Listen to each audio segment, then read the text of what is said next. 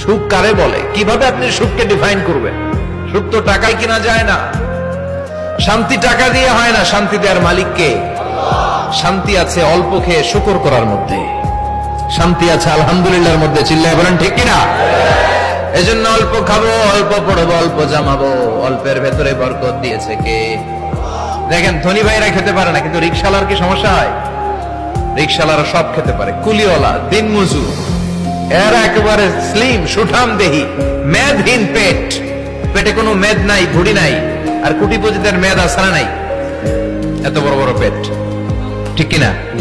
আমাদেরও পেট আছে, তবে হালাল পেট। এটা হারাম টাকা দিয়ে এই ভুড়ি বানাই নাই আমরা। ছেলে বলেন ঠিক কিনা? সুখ কারে বলে? কিভাবে আপনি সুখকে ডিফাইন করবেন? সুখ তো টাকায় কিনা যায় না।